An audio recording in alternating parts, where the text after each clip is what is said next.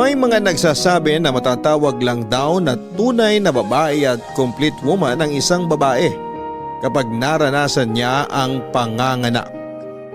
Maging sa school, tinuturo sa atin na ang isang pamilya ay binubuo ng tatay, nanay at anak o mga anak.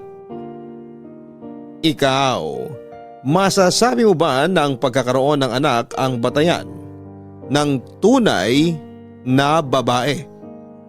Ang pagtanggap at pagmamahal sa ating sarili sa kalagitnaan ng proseso ng pagiging totoo.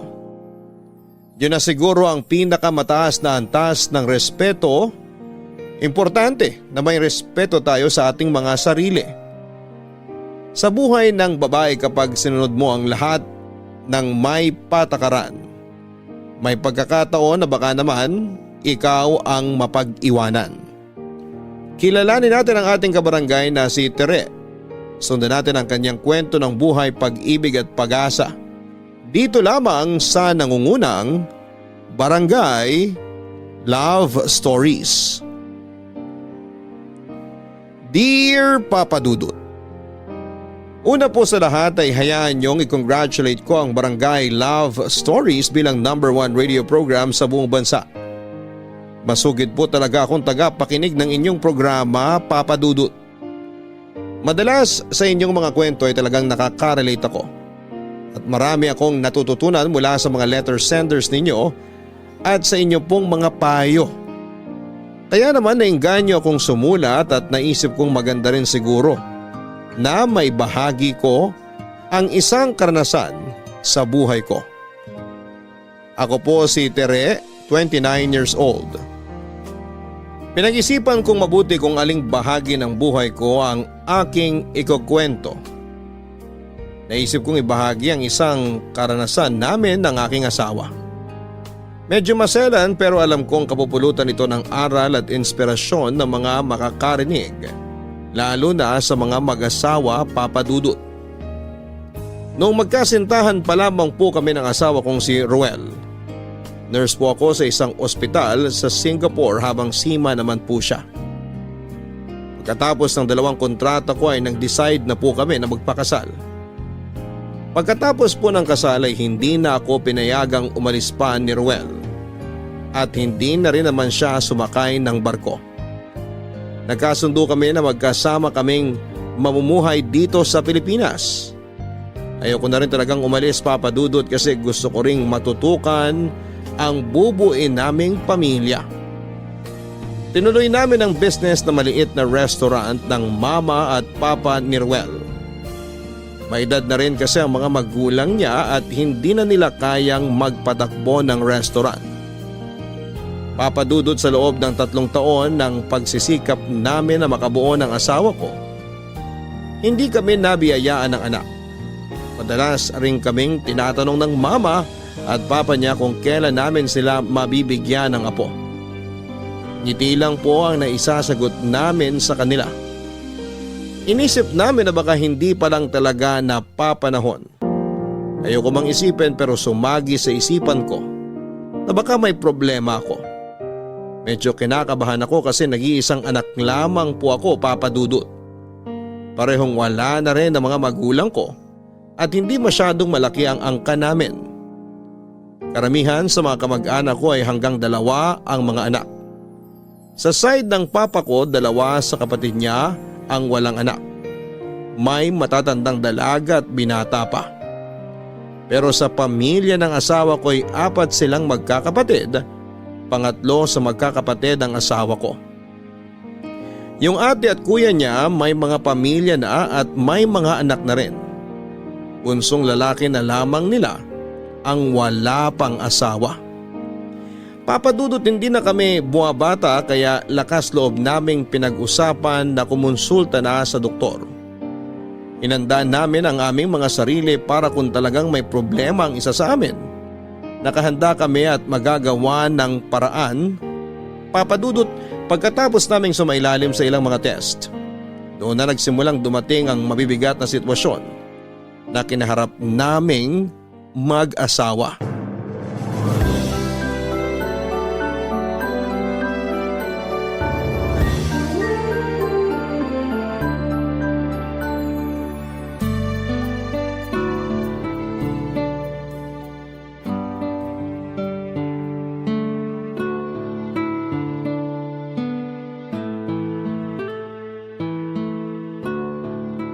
Oh, Han.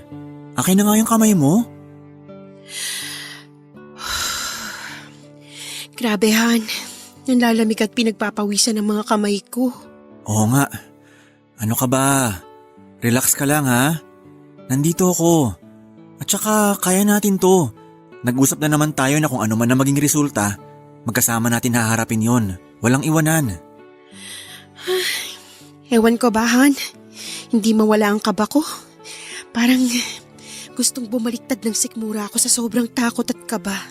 Han, di ba sinabi ko naman sa'yo? Kung sakaling ikaw yung may problema, hindi kita iiwan. Hindi magbabago ang pagmamahal ko sa'yo. Thank you, Han. Ganon din naman ako sa'yo. Kung sakaling ikaw yung may problema, pinapangako ko rin sa'yo na hindi kita iiwanan at hindi rin magbabagong pagmamahal ko. Okay. Pero wag naman tayo masyadong negative ngayon ha. Hindi pa rin naman natin alam kung anong resulta. Basta ihanda natin yung mga sarili natin. Okay, Han. Sige.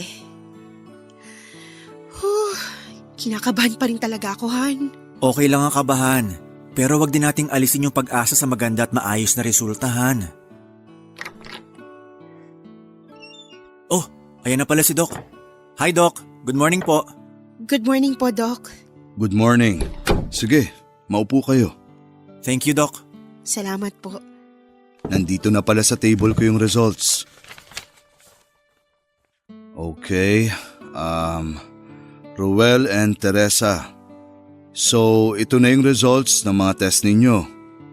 Handa na ba kayo sa results? Opo, Doc. Nag-usap na naman po kami ni Tere at handa na po kami anuman po maging resulta. Oo nga po, Doc. Okay, ganito. We'll get straight to the point. Ayon dito sa results ng mga test sa inyo, normal lahat ng results ng test mo, Tere. Yung kay Ruel ang medyo may problema. Doc? Nasa akin ho ang problema? Ano pong problema? Han, Ruel, tatapatin kita ha. Meron kang tinatawag na azoospermia o walang sperm ang semen mo. May mga test pa na kailangang gawin sa'yo para malaman natin kung ano ba ang naging posibleng dahilan o mga dahilan. At dedepende sa kung ano ang dahilan ang magiging treatment sa'yo. Yun din yung rason kung bakit magtatatlong taon na kayong sumusubok pero hindi pa rin kayo makabuo kahit ano pang gawin yung pagsisikap.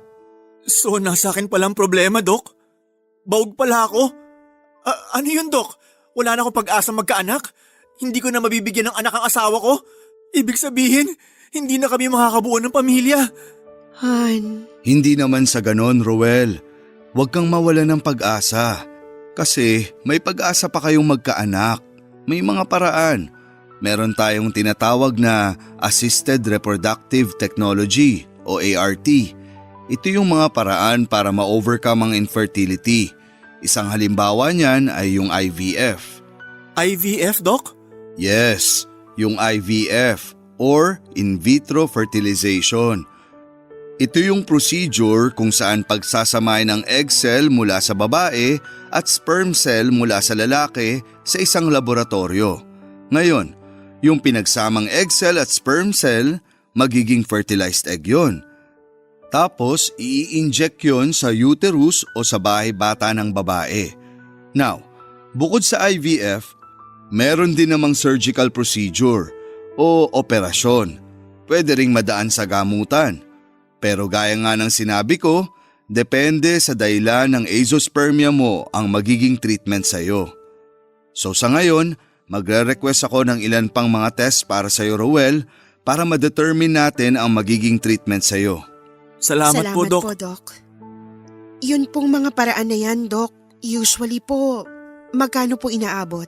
Dederetsuhin ko na kayo ha. Medyo may kamahalan. Kaya nga mas maganda na mai-consider ninyo ni Ruel sa pag-uusap nyo yung posibleng magagastos. Bibigyan ko kayo ng quotations ng mga procedure para at least meron kayong idea. Thank you po, Doc.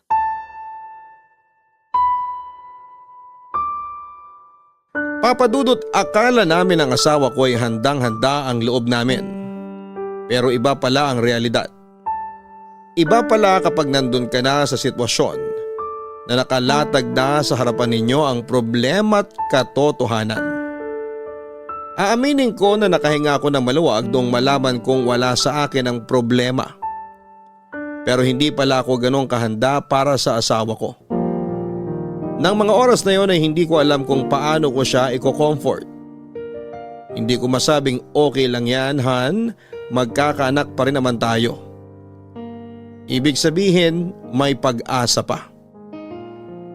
Hindi ko kasi alam kung ano ang pakiramdam ng lalaki kapag nalaman niyang baog siya.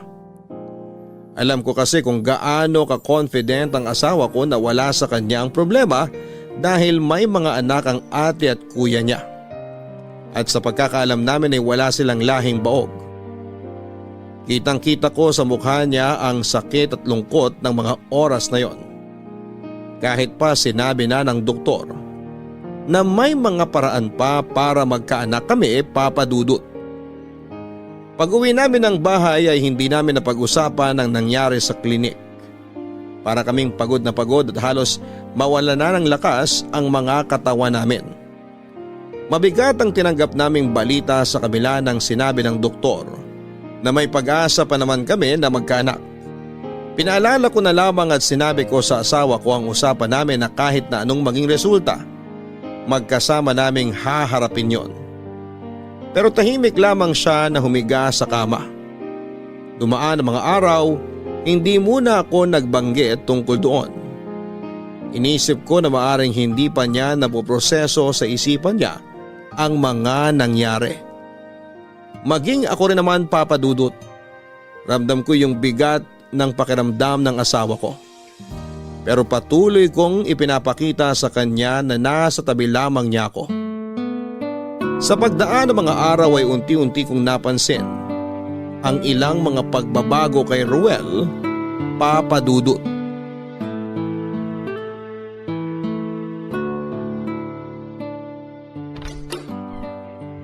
Ay, salamat at nakauwi na rin.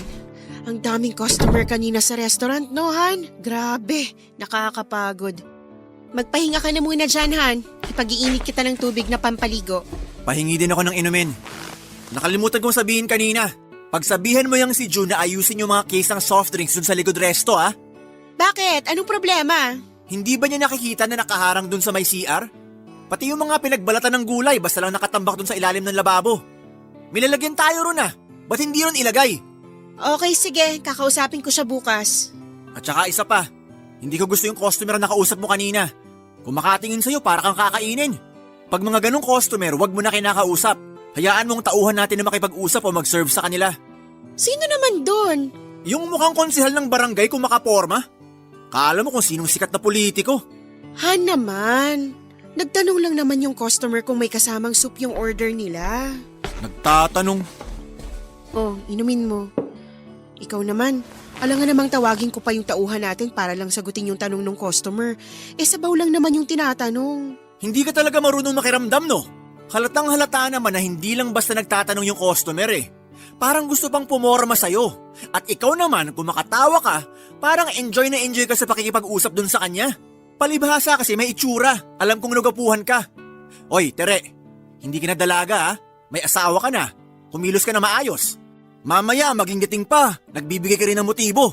Ang sama naman ng isip mo, Han. Customer natin yun. Ano ka ba? Obligasyon natin na asikasuhin sila ng tama at maayos. Hindi naman maganda kung hindi ko papansinin, baka mabastos. Nagtatanong lang naman. Tsaka, hindi naman ako nagtagal sa customer o nakipagkwentuhan sa kanya. Tsaka Han, paano tayo babalikan ng customers kung tatarayan natin sila? Bakit mo naman kasi ako pinag-iisipan na parang nakikipagharutan sa customer? Pambihira ka naman, Rowel. Sinagot ko lang naman yung tanong ng tao. Ano ba naman palagay mo sa akin? Kahit na, sinasabihan lang kita dahil hindi ko gusto yung mga tingin niya sa'yo kanina. At hindi mo nakita yon. Kabisado ko mga lalaki pag interesado sa isang babae. Pag bumalik yung customer na yon, hayaan mong tauhan natin na mag-asikaso sa kanya, ha? Hindi na ikaw.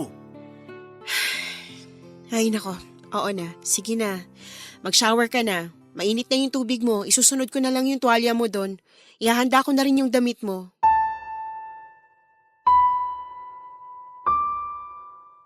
Papadudot naging mainitin ang ulo ni Ruel at lahat na lang ay napapansin niya. Madalas na kaming nagtatalo sa maliit na bagay lang.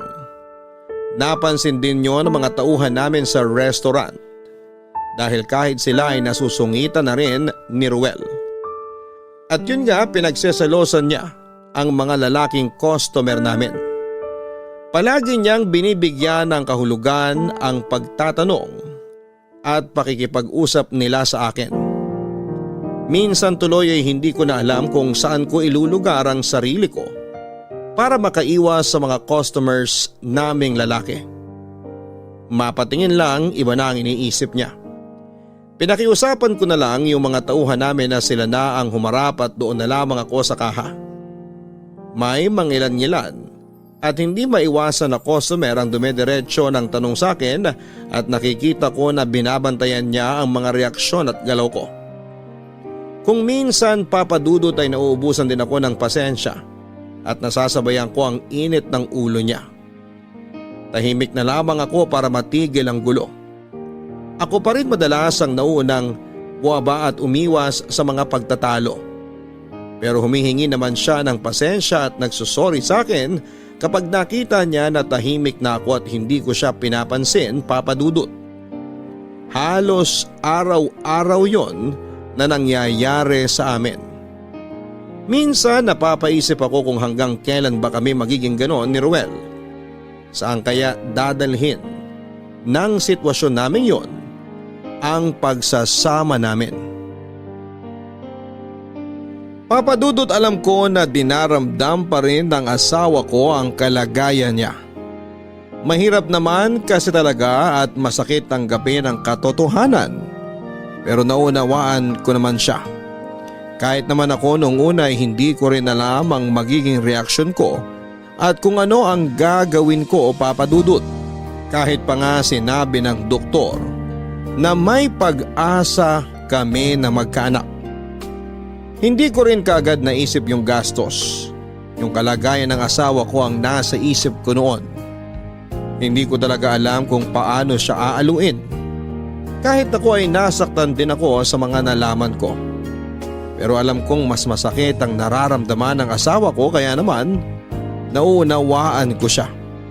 Nakakalungkot lang, papadudot, dahil may mga pagkakataon na tinatanong niya ako kung ipagpapalit ko daw ba siya sa iba. Kung iiwan ko daw ba siya dahil hindi na niya ako mabibigyan ng anak. Umabot na siya sa punto na pakiramdam niya ay gumuho na ang pangarap naming dalawa na magkaroon ng isang masaya at buong pamilya. Pero palagi ko pa rin sinasabi na huwag kaming mawala ng pag-asa, na nandun lang ako sa tabi niya. Pero habang tumatagal ay tumitindi talaga ang insecurity ni Ruel. Palatandaan na hindi pa niya lubusang natatanggap ang kalagayan niya. Inahabaan ko na lamang ang pasensya ko at nilalawakan ng pangunawa, papadudot. Iniisip ko na lamang na darating yung time na matatanggap din niya ang katotohanan na baog siya. At maiisip niya na sa kabila noon ay meron pa rin naman kaming pag-asang magkaanak. Noong time na yon, maaaring nakatingin lamang siya sa kalagayan niya pero hindi ako tumigil sa pagdarasal na makikita rin niya yung pag-asa na nasa harapan niya. Umasa ako na darating din ang pagkakataon na yon hanggang isang araw. Tre! Han! Oh, nandito ako sa kwarto. Bakit? Nasaan ba yung Siemens book ko at saka yung passport ko? Nandun sa folder na violet sa filing cabinet. Nandun lahat ng document mo sa barko. Bakit mo ba hinahanap, Han? Nakausap ko kasi yung dati kong kasamahan sa barko kanina. Si Lando. Kilala mo siya, di ba? Sabi niya may bakante raw na slot. Kung gusto ko raw, pwede akong sumakay ulit. Naisip ko, medyo naiinip na rin kasi ako sa restaurant eh. Parang gusto ko sana na sumakay ulit. Ha?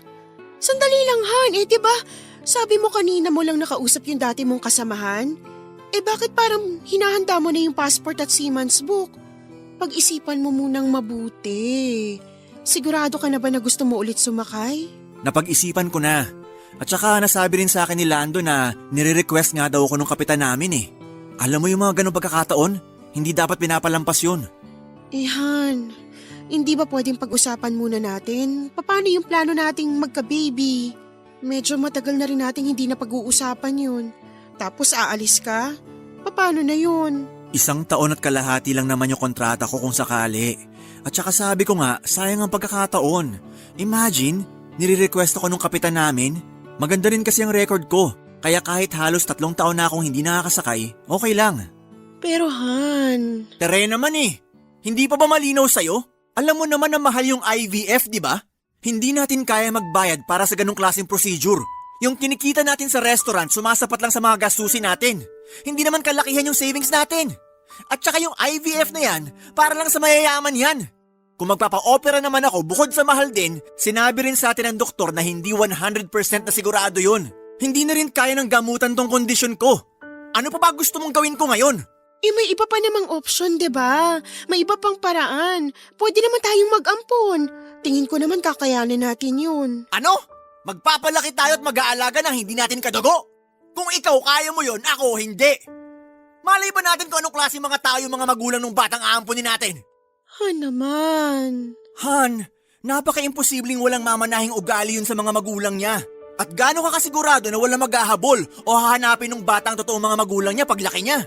May mga patakaran naman at magiging kasunduan kung sakali. Ipapaliwanag naman sa atin yun bago tayo mag-ampon.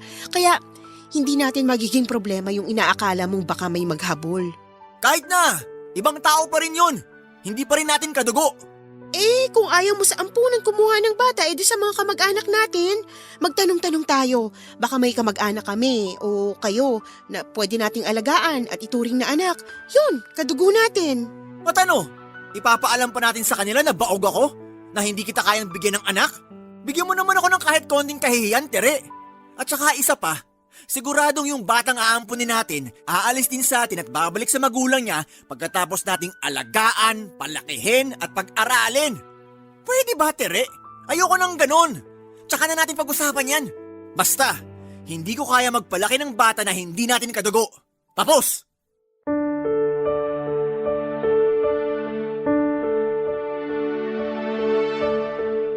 Papa Dudut, ramdam ko yung sakit sa pinagdadaanan ng asawa ko. Hindi pa niya talaga matanggap na nasa kanya ang problema. May mga gabi na alam kong hindi siya makatulog. Awang-awa siya sa kanyang sarili. Pakiramdam niya wala na siyang silbi, inutil at kung pwede ko nga lang akuin, yung sakit na nararamdaman niya ay inako ko na. Papa Dudut, para lang gumaan ang pakiramdam niya ay handa akong gawin ang lahat. Kung minsan naiisip ko na sana ako na lamang ang may problema. Siguro ikakayanin kong tanggapin yon at siguro hindi kami ganito ang sitwasyon namin ng asawa ko. Yung desisyon niyang pagsakay ulit ng barko ay inisip ko na lamang na kailangan niya ng space para makahinga siya at makapag-isip-isip. Pero sa kabilang banda ay parang gustong sumama ng loob ko sa kanya, Papa Dudut. Kasi hindi man lang niya ako kinonsulta sa bagay na yon bago siya nagdesisyon. Basta nag-decide na lamang siyang sasakay ulit. Pero nang ibabaw pa rin ang pangunawa ko sa kanya at sa pinagdadaanan niya. At inisip ko na nga lang din na marahil ay yon ang paraan ng pagpapagaling niya ng sugat para unti-unti niyang matanggap ang kalagayan niya. Kaya hinayaan ko na lamang siya sa gusto niyang gawin. Masakit sa akin kasi hindi lang naman siya ang apektado ng kondisyon niyang yon.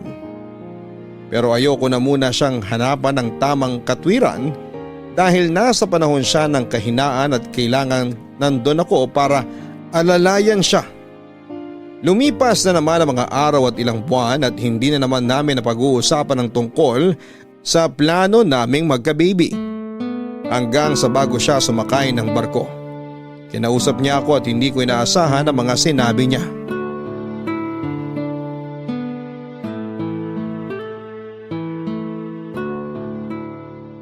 Han, mamaya ka na magsuklay ng buhok mo.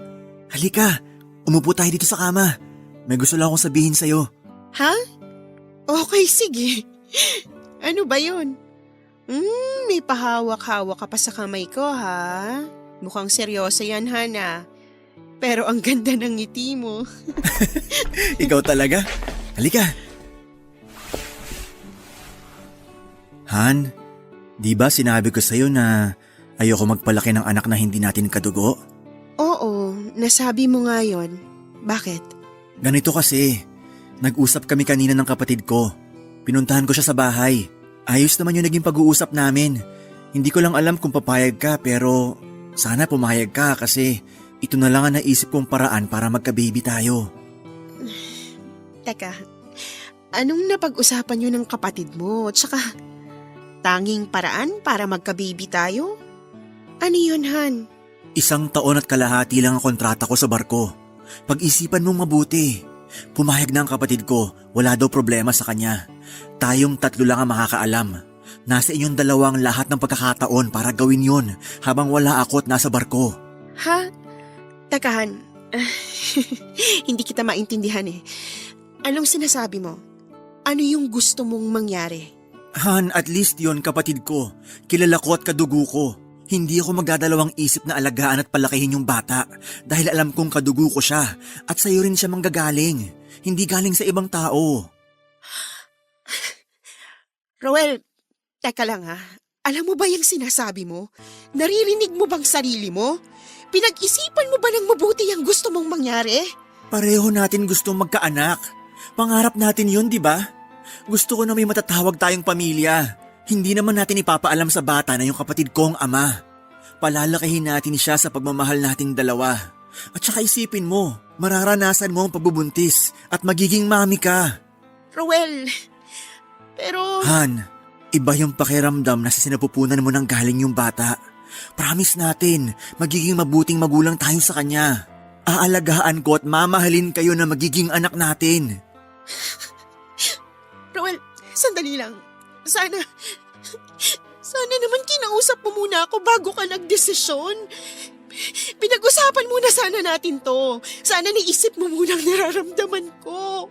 Tinanong mo muna sana ako kung okay lang sa akin yun. Oo, gustong-gusto natin na magka-baby at pangarap natin yun sa simula pa lang. Gusto ko rin maramdaman yung may baby sa loob ng tiyan ko. Pero... kapatid mo si Jerome. Hindi ko alam kung kaya kong gawin yung hinihiling mo. Han, kaya nga nag-uusap tayo ngayon eh. At saka may time ka naman para mag-isip at magdesisyon. Mahal na mahal kita. Alam kong wala kang ibang pangarap kundi ang magkaroon ng anak. At ganun din ako. Yun din ang gusto kong maranasan mo. Pero hindi ko nga kasi maibibigay sa iyo yun eh. Baog ako! Walang silbi! Inutil! Hindi mo ba naiintindihan yun? Ruel! Tere, hindi rin naman tayo mayaman eh. Hindi natin kaya maglabas ng malaking pera sa mga kung ano-anong procedure at operation na yan. Wala ring silbi ang gamutan. Tere, kahit man lang sa ganung paraan, maibigay ko sa iyo ang pangarap mo. Ginagawa ko lahat to para sa iyo. Dahil mahal na mahal kita. Para sa akin, Ruel? Para sa akin nga ba? Para sa akin nga ba o para sa'yo? Ewan ko, Ruel. Hindi ko na alam.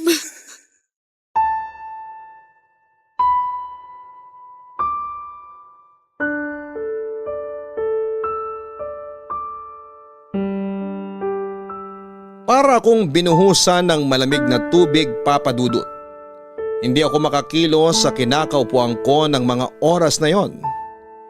Nung sinubukan kong tumayo ay nangalog ang mga tuhod ko at napaupo ako sa sahig at napahaguluhol na lamang ako ng malakas sa sobrang sama ng loob.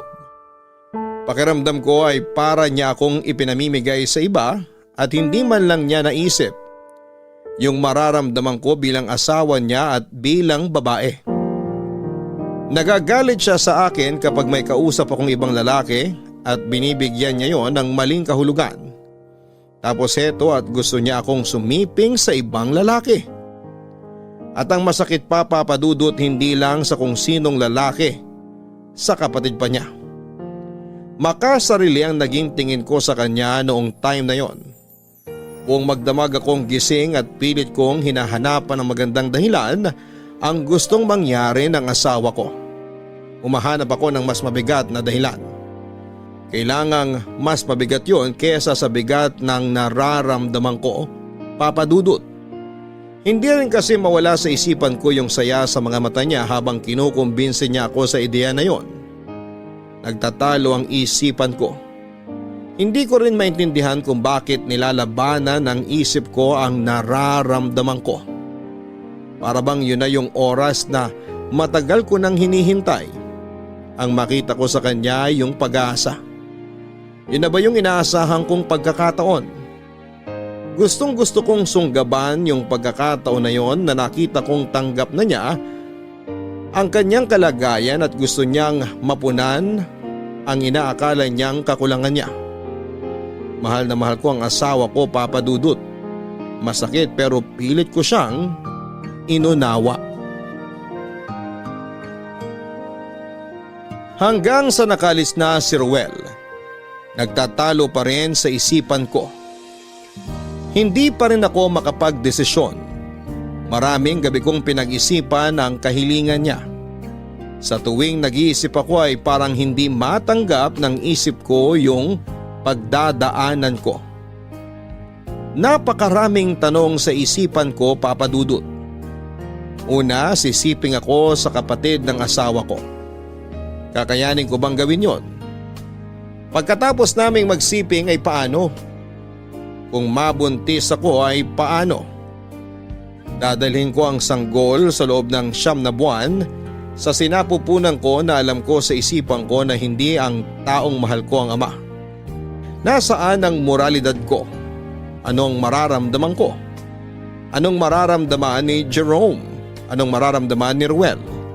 Paano yung bata? Kakayanin ba ng konsensya ko na palalakihin namin siya sa kasinungalingan at habang buhay na pagtatakpa ng katotohanan? Ang bigat po, Papa Dudut, pero sa isang bahagi ng isipan ko ay sumisigaw yung pagmamahal ko sa asawa ko. Yung ginawa niyang sakripisyo para sa akin. Yung ginawa niyang pagtanggap sa inaakala niyang kakulangan niya. At dahil sa kagustuhan niyang mapunan yon, nilunok niya ang pride niya kahit napakasakit para sa kanya. Inarap niya yung malaking insulto sa pagkalalaki niya. At sa akin naman, Papa Dudut, yung kapag ginawa ko yung pakiusap niya, alam kong magiging masaya siya dahil katuparan yon ng pangarap niya, ng pangarap naming dalawa. Papa Dudut, gulong-gulo talaga ako ng panahon na yon. Parang sasabog ang utak ko. Gusto ko munang ibaling sa ibang bagay ang isipan ko. Kaya naman minabuti kong magpaalam kay Ruel sa mama at papa niya na babalik ako sa trabaho ko bilang nurse sa ospital. Gusto kong maiba yung mundong ginagalawan ko. Nag-apply ako sa isang public hospital sa Manila at natanggap din naman ako kaagad. Nalibang ako, Papa Dudut, sa aking trabaho. Namiss ko rin ang pagiging nurse at hindi ko namalayan ang paglipas ng mga araw at buwan hanggang isang araw ng day off ko. Nandito yung kotse ni Tire. Nandito kaya siya sa bahay? Sana. Makapag-doorbell nga.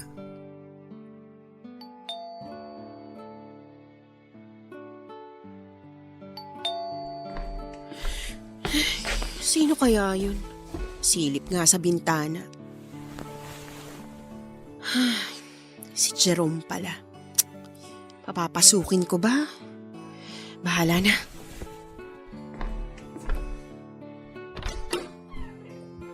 Jerome, napadalaw ka. Halika, tuloy ka. Salamat. Buti nandito ka sa bahay niyo. Akala ko kasi wala ka eh. Baka kako hindi mo lang ginamit yung kotse mo. Nagbaka sakali lang ako. Kanina pa kasi ako tumatawag sa cellphone mo, hindi mo naman sinasagot. Sinubukan ko ring tumawag sa landline niyo kaso hindi mo rin sinasagot. Medyo nag-alala lang din ako. Ganun ba? Upo ka muna. Salamat. Ay, nakaupo rin. Pasensya ka na. Nag-alala lang talaga ako. Baka kasi kung ano na nangyari sa'yo. Tinawagan kasi ako ni kuya kagabi. Sabi niya, kumustahin daw kita.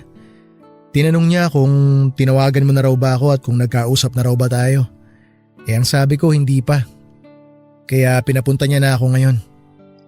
Ganun ba? Anong gusto mo? Juice o coffee? Kahit ano, okay lang sa akin. Salamat. Okay, sige. Sandali lang at ikukuha kita sa kusina Tere, Oh, ba't sumunod ka pa rito? gusto ko lang kasing itanong kung nakapagdesisyon ka na. Tere, alam ko na mahirap yung hinihingi ni kuya. Ang totoo niyan, tumanggi nga rin ako nung una pero naawa kasi ako sa kanya. Lalo na nung umiiyak siya habang nakikiusap sa akin na punan ko raw yung pagkukulang niya sa'yo. Ilang beses ko ring pinag-isipan kasi syempre, asawa ka ng kuya ko . Oo nga, at saka, diba, may girlfriend ka? Oo, meron. Takot nga ako malaman din niya . Hindi ko alam kung paano ko itatago sa kanya to kung sakali. Malakas pa naman ang radar nun kapag gumagawa ako ng kalokohan. Pag nalaman niya, siguradong ihiwalayan ako nun. Yun naman pala . Siguro magandang pag-isipan mo rin muna. Sinabi naman sa akin ni kuya na tayong tatlo lang ang makakaalam nito. Naniniwala ako kay kuya. Kilala ko yun. May isang salita yun. Hindi niyo rin daw ipapaalam sa bata kung sakali na ako ang totoong ama. Alam mo Teresa, sa totoo lang, mahirap para sa akin to bilang kapatid ni kuya at bilang isang lalaki. Pero yun ang unang pagkakataon na lumapit at humingi ng tulong sa akin ng kuya ko . Nakita ko na malaki ang pagmamahal niya sa'yo para maisip niya yun. Para makapagdesisyon siya na yun na lang ang paraan para matupad yung pangarap mong magkaanak. Desperado na siya, Tere. Pangarap naming dalawa, Jerome. Hindi lang ako nangangarap na magkaanak. Dalawa kami ng kuya mo. Tsaka, hindi ko pa rin alam, Jerome. Hindi pa ako makapag-decide. Ang hirap . Hindi biro yung gustong mangyari ng kuya mo. Mahal ko ang kuya mo. Pero hindi rin naman sigurong masamang isipin ng sarili ko. Yung pagdadaanan ko.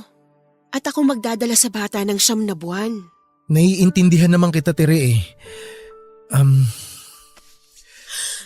Gusto mo ba tulungan kita magdesisyon? Huwag mo nga akong hawakan, Jerome. Please lang. Konting respeto naman. Okay. I'm sorry. Sinabi ko na nga hindi pa ako nakakapag-decide, diba? At hindi ko kailangan ng tulong mo. Pwede bang bigyan niyo pa ako ng konting panahon? At saka ikaw, mag-isip ka rin. Okay, sige. Huwag ka nang magalit. Naisip ko lang kasi sayang yung oras . Nandito na ako sa bahay niyo. Tsaka day off mo rin ngayon, di ba? So, anong gusto mo mangyari?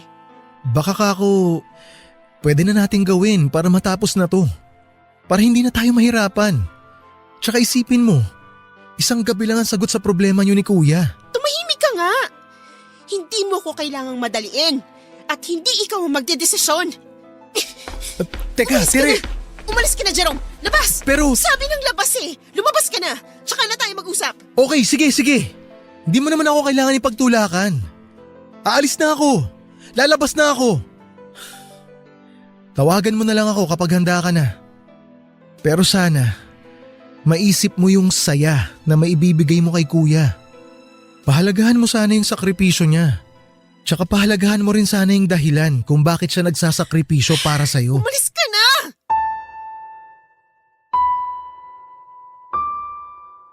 Papadudot nakaramdam ako ng insulto at galit dahil feeling ko ay binastos ako ni Jerome at parang kinokonsensya pa niya ako. Alam ko na mahal niya ang kuya niya pero hindi biro ang gusto nilang mangyaring magkapatid. Papadudot. Naglalaban sa isipan ko ang pagmamahal ko sa asawa ko. Ang kagustuhan ko ring magkaanak at ang pinagdadaanan ko, ang moralidad. Hindi ko na lamang alam kung ano ang tama at dapat. Kung papayag ako sa gusto mangyari ni Ruel, hindi ako sigurado kung magiging masaya nga ba kaming dalawa dahil magkakababy kami o kung paano namin dadalhin ang isang malaking kasinungalingan. Pero ang isang inaalala ko rin ay kung hindi ko gagawin, malaking frustration yon para sa kanya. Baka tuluyan na nga siyang magbago at masira ang pagsasama namin, Papa Dudut. Isang gabi tinawagan ako ni Ruel. Nangumusta. Pero hindi niya ako madiretso kung nakapagdesisyon na ba ako o may nangyari na ba sa amin ng kapatid niya. Ako nang nagsabi sa kanya na wala pang nangyayari sa amin ni Jerome. Nung marinig niya nga ang sinabi ko, isang daling katahimikan at isang malalim na buntong hininga ang ginawa niya. Pagkatapos ng sandaling katahimikan, nanginginig ang boses niyang sinabi sa akin nang may pakiusap na sana raw ay maunawaan ko siya. Wala siyang ibang hangad, kundi ang maibigay ang pangarap ko dahil mahal na mahal niya ako. Pagkatapos naming mag-usap ay parang gusto kong sumigaw at maggalit sa kanya, Papa Dudut. Pero mas minabuti kong hindi isipin ang sarili ko. Nangingibabaw pa rin talaga ang pagmamahal at awa ko sa asawa ko. Hindi nawala sa isipan ko buong gabi ang iyak at pakiusap ni Ruel. Kinabukasan ay hindi ako pumasok. Nakita ko na lamang ang sarili ko na hawak ang telepono at tinatawagan si Jerome.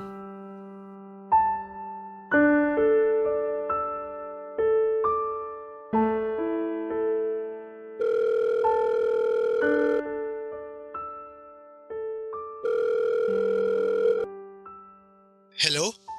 Hello, Jerome. Hello, Tere. Jerome. Oh, napatawag ka. Wait lang, pasok lang ako sa kwarto. Baka may makarinig eh.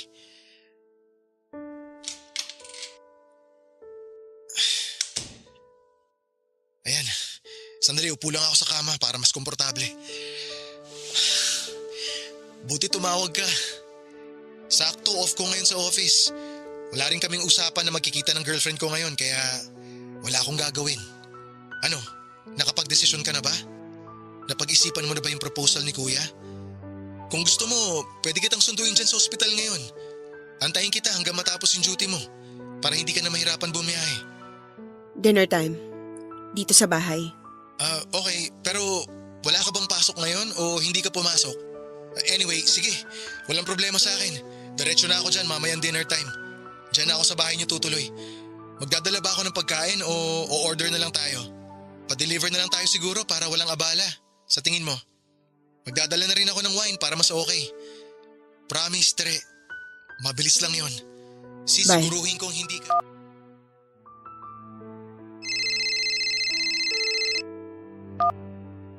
Hello, Debbie. Hello sis? Hindi ka raw papasok sabi ni Ma'am Gina? Masama daw pakiramdam mo? Nilalagnat ka ba? May ubo, sipon? Ano bang nangyari sa'yo? Wala naman akong lagnat. Hindi rin ako inuubo o sinisipon. Masakit lang talagang ulo ko pagising ko tsaka medyo masakit ang katawan ko. Itutulog ko lang siguro to.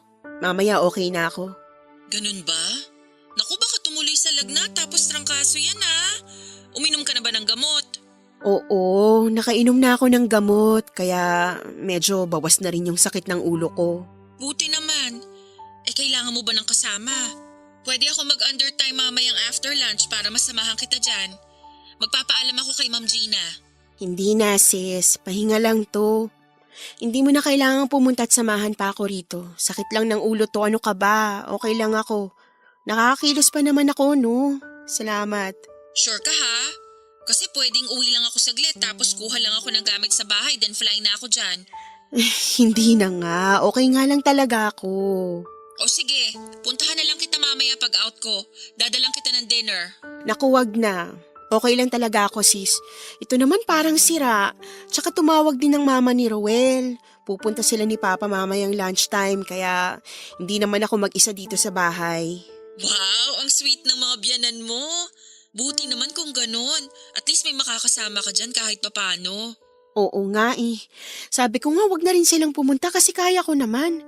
Kaso mapilit si mama eh. Baka magtampo naman pag tinanggihan ko. Ay ganun? Pero ako okay lang na magtampo.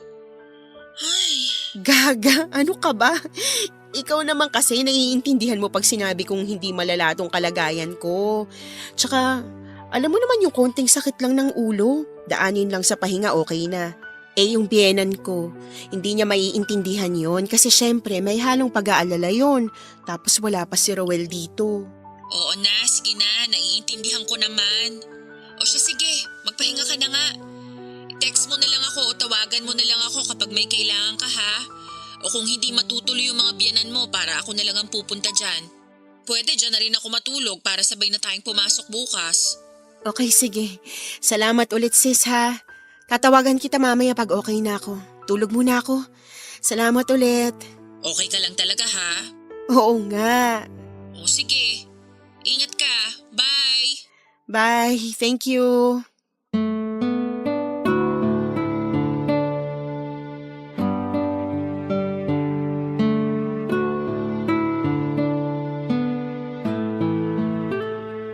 Ang bigat sa pakiramdam, Papa Dudut. Parang may pinong-pinong kumukurot sa puso ko. Hindi ko masabi kay Debbie ang gumugulo sa isipan ko ng mga oras na yon. Nagsinungaling pa ako sa kanya para lamang hindi na siya mag-abalang puntahan ako. Nag-alala ako baka maabutan niya si Jerome sa bahay. Pero kahit paano ay gumaan ang pakiramdam ko nang tumawag si Debbie. Medyo nalihis yung atensyon ko. Alam mo Papa Dudut, masaya ako sa kaibigan kong si Debbie. Lalo na kapag pinapatawa na nga niya ako at kinikwentuhan ng kung ano-anong mga kalokohan. Masaya talagang kasama ang kaibigan ko na yon. Wala kaming malungkot na moment. Para bang wala siyang problema. Ang gaan-gaan niyang kasama. Pagkatapos niyang tumawag, bumalik na naman yung bigat na nararamdaman ko. Papa Dudut, dahil sa pagmamahal ko sa asawa ko ay minabuti ko na lamang na sumunod sa kung ano ang mangyayari at kung saan ako dadalhin ang naging desisyon ko. Wala akong ganang kumain kaya buong maghapon na lamang akong humiga sa kama. Nakatingin sa kisame pero blanko ang utak ko. Sinubukan kong manood ng movie sa cellphone ko. Pero natapos yung movie, wala akong naiintindihan. Hanggang sa naisipan kong magdasal, Papa Dudut. Nakiusap ako sa Panginoon. Inilabas ko yung bigat na nararamdaman ko sa loob ko. Ibinigay ko sa kanya ang nagtatalo kong isip at hiniling na bigyan niya ako ng lakas para harapin ang alam kong pagsubok na nasa harapan ko. At kung ano't anuman ay ihanda niya ako. Pagkatapos kong magdasal, naligo ako. Hindi ko alam pero basta ko na lamang kinuha yung susi ng kotse at nag-decide akong umalis ng bahay. Nag-message ako kay Debbie na okay lang ako at huwag na niya akong alalahanin. Pumunta ako sa isang lugar kung saan ay walang nakakaalam at walang makakasunod. Wala akong ibang pinagsabihan kahit kay Debbie at hindi ko sinabi kung saan ako pupunta, Papa Dudut. Nagstay ako doon hanggang sa kinabukasan. Pagising ko ay nakita ko ang maraming missed call ni Jerome. Pati na rin ang asawa ko, Papa Dudut. Naisip ko na magalit na sila kung magagalit pero hindi ko talaga kayang gawin ang gusto nilang mangyari.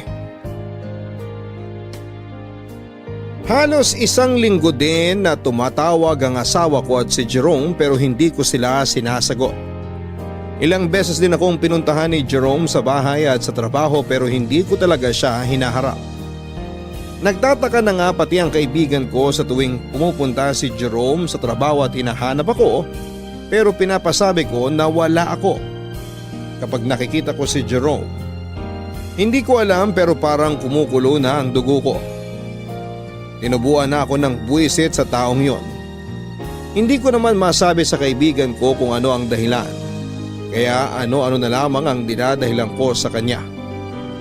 Hanggat maitatago ko ang mga nangyari ay itatago ko, Papa Dudut. Sinasalang-alang ko rin kasi ang asawa ko.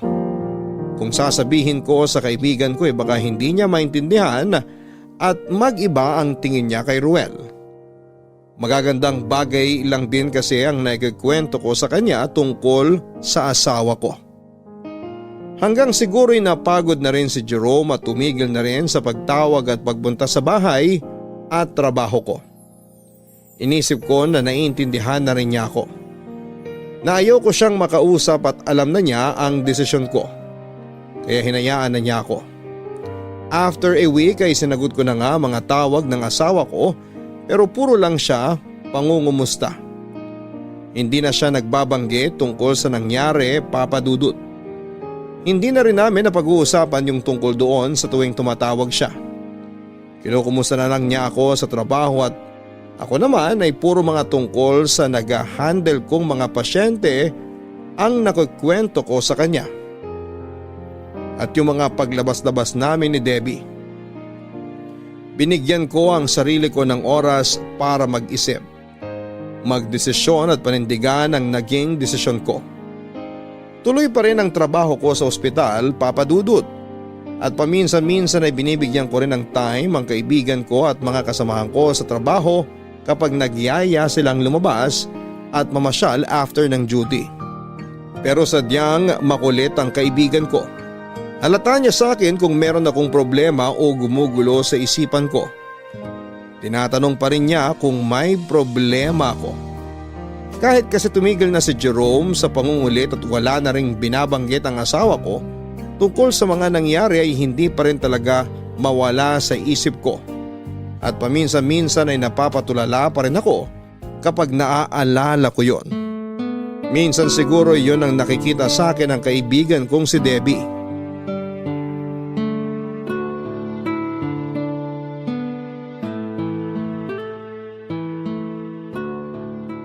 Sis, anong binili mong ulam kay Mang Jerry? Pritong tilapia at saka ginataang kalabasa. Ay, bongga! Pengi na lang ako ng gulay ha. Terno yung gulay mo sa pritong galunggong ko. Sure, ikaw pa ba? Dito ka na umupo sa tabi ko, tapos na kumain sina Juliet Arian. Okay. Hindi daw ba sasabay sa atin sina Joey at to? Mukhang hindi. Nakita ko kanina si Joey kausap si doktora sa phone eh. May tinatanong yata dun sa isang patient niya. Si To naman, sasaglit daw sa bangko. Ah, okay. Anyway, tamang-tama lang naman pala, at least solo natin tong pantry. May gusto na rin akong itanong sa'yo. Ilang araw ko nang napapansin na medyo parang tahimik ka eh. Pag ganyang wala kang imik, kulang sa vitamin sa mga joke mo. Alam kong may gumugulo dyan sa isip mo. Ano ka ba? Wala yun. Pagod lang siguro o puyat lang ako. Pagod? Ang aga mo namang mapagod sis. Kaloka ka ha? 9:00 pa lang ng umaga, pagod na agad? Baka puyat ako. May pinapanood kasi akong series ngayon. Ay naku, tigil-tigilan mo ko, Tere. Kailan ka pa nagkaroon ng tiyagang manood ng series?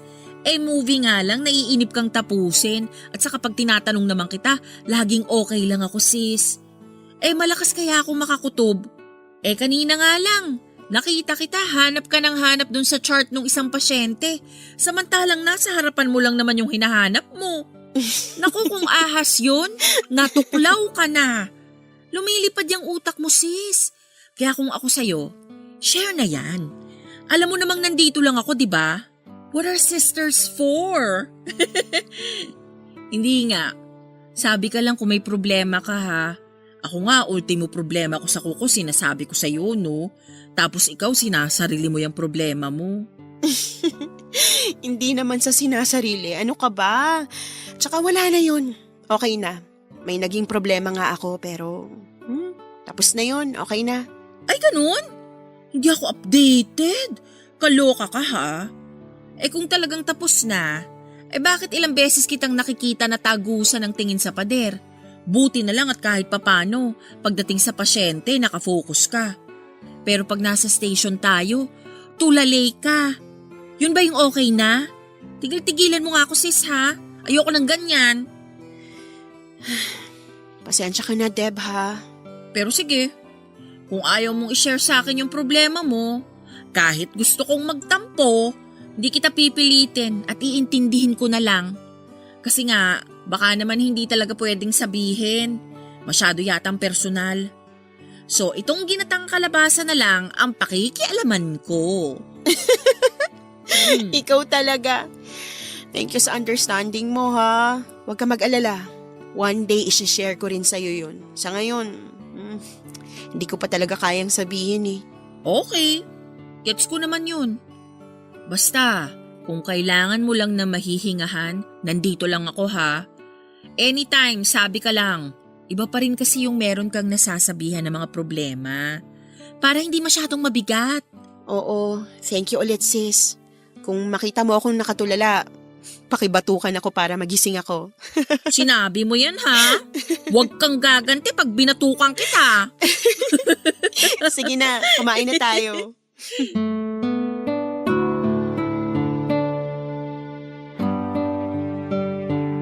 Papa Dudut, totoo nga yung kahit na hindi mo masabi sa kaibigan mo ang mga problema.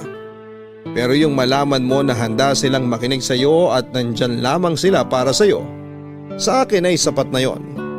Kahit papaano ay nababawasan yung bigat na nararamdaman mo sa loob kapag meron kang mga ganong klase ng kaibigan.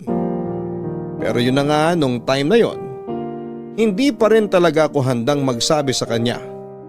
At masaya naman ako dahil kahit ganoon, nakuha niya akong unawain.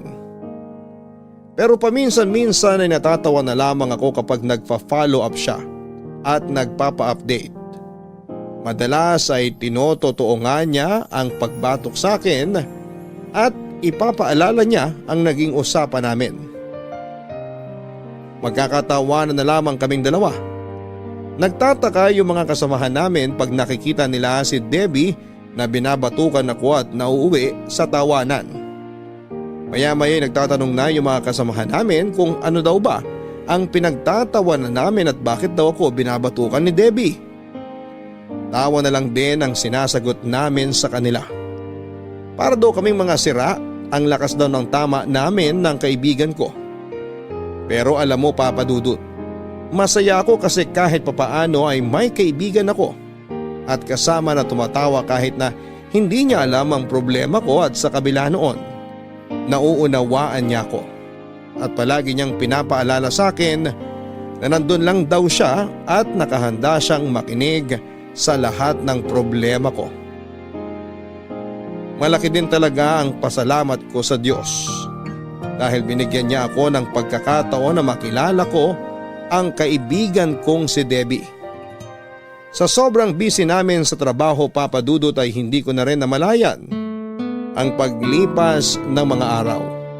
Hanggang sa natapos na ni Ruel ang kontrata niya at isang gabi ay dumating na lamang siya nang walang pasabi.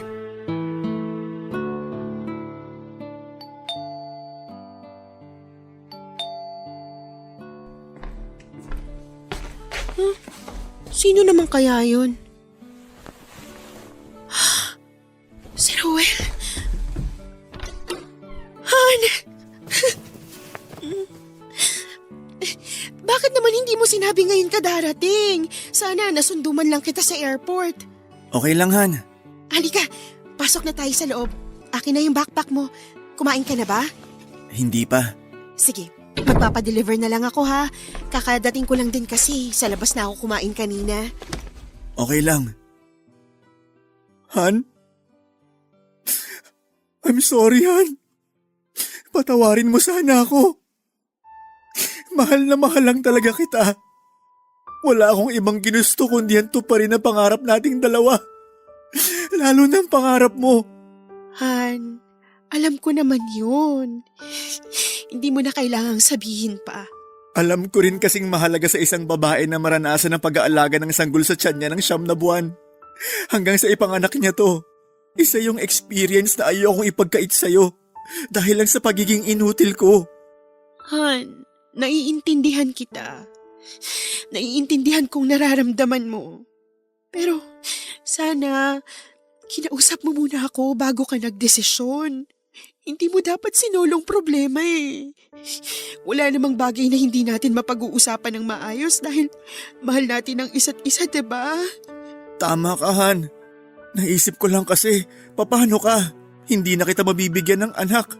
Han, di ba noon pa man, nag-usap na tayo na sabay nating haharapin ano man ang maging resulta ng check-up natin.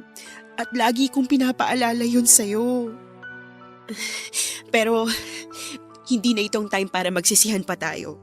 Nangyari ng mga nangyari. At isa pa, napatawad na kita. Salamat, Han. Maraming salamat. Halika nga rito. Payakap nga ako ng mahigpit.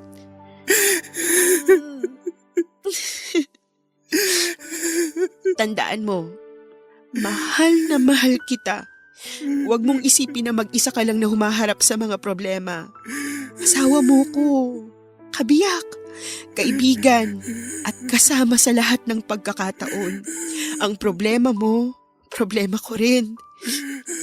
Tumingin ka sa akin, Han. Gusto kong sabihin sa'yo na ikaw ang pinakamahalaga sa buhay ko. At gusto kong malaman mo na hindi ka kulang. Walang kulang sa'yo. Sadyang hindi lang tayo perpekto. At wala namang taong perpekto.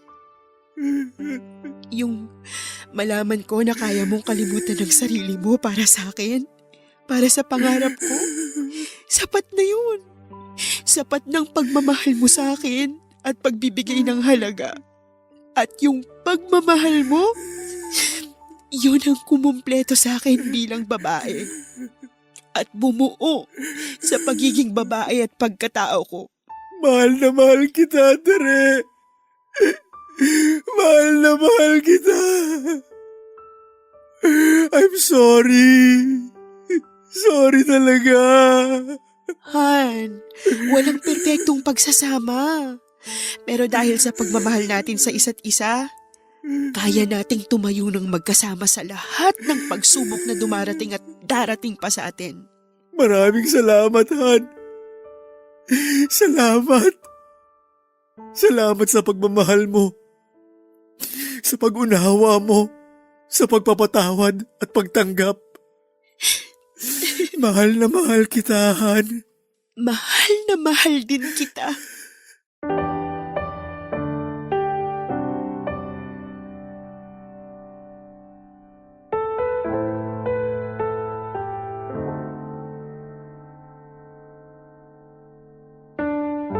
Papadudot muli kong niyakap ng mahigpit ang asawa ko. Pinaramdam ko sa kanya ang pagpapatawad at gusto kong maramdaman niya na hindi niya dapat isiping wala siyang silbi dahil sa kanyang kalagayan. Na hindi lamang ang pagbibigay ng anak ang kanyang silbi sa buhay naming dalawa bilang mag-asawa. Hindi rin hadlang ang kalagayan niya para hindi kami maging masaya. Marami pa kaming pwedeng gawin at pagtulungan para mas maging mabuti kaming asawa sa isa't isa. Papadudot natutunan kong unawain, tanggapin at mahalin ng buong buo ang asawa ko sa kabila ng lahat. Siya ang pamilya ko. Siya ang kaligayahan ko. Bonus na lamang siguro kung biyayaan kami ng anak, pero kontento na ako sa kanya. Natutunan ko rin tingnan ang magagandang bagay at leksyon na tinuturo sa amin ng Diyos sa pamamagitan ng aming karanasan. Masasabi kong ang pagmamahal ng asawa ko at ang pagbibigay niya ng halaga sa akin ang kumumpleto sa akin bilang babae. Kaya naman hindi ko kailangang manganak para lamang matawag ako na ina at masabing tunay na babae. Dahil kaya kong iparamdam ang pagmamahal ng isang ina sa kahit na sino. At tayo kaya rin nating maging magulang para sa iba. Hanggat meron tayong pagmamahal na kaya nating ibahagi sa ating kapwa, magagawa natin yon. Totoo ang sinasabing love conquers all. Kaya pagtagumpayan ng pag-ibig ang lahat ng paghihirap, pagdurusa at mga pagsubok sa buhay. Ang paglapit din sa Diyos ang mabisang paraan sa pagtugon sa kahit na anong problema. Papadudot, maraming salamat sa pagkakataon na maibahagi ko ang aking kwento. Sana po'y magsilbing inspirasyon at sana ay marami ding napulot na aral ang inyong mga tagapakinig. Ang inyong forever kapuso at kabarangay, Tere. Mga kabarangay, hindi batayan ng pagiging tunay na babae ang pisikal na pagsilang ng sanggol. Hindi ang pagkakaroon ng anak ang magsisilbing metro ng tunay na pagkababae ng isang babae. Ang tunay na babae ay yung marunong tumayo, manindigan, kayang ipaglaban ang kanyang pag-ibig at kayang yakapin maging ang kahinaan ng taong kanyang minamahal. Lagi din nating tatandaan na sa mundong ginagalawan natin, wala talagang perpektong tao. Walang perpektong pagsasama. Walang perpektong relasyon. Tanging Diyos lamang ang perpekto. Naging daan ang pagdarasal ni Teresa sa Diyos kaya nagkaroon ng kayusan ng kanyang problema. Ang paghiling niya ng gabay at lakas ng loob sa Diyos ang patunay lamang na hindi tayo nag-iisa sa ating mga buhay. Nandyan lang ang ating Diyos na handang umalalay at pwede nating tawagin anumang oras. Hinding-hindi niya tayo bibiguin tulad ng ginawa niya kina Tere at Ruel. Naway kinapulutan ninyo ng aral sa buhay ang ating kwento.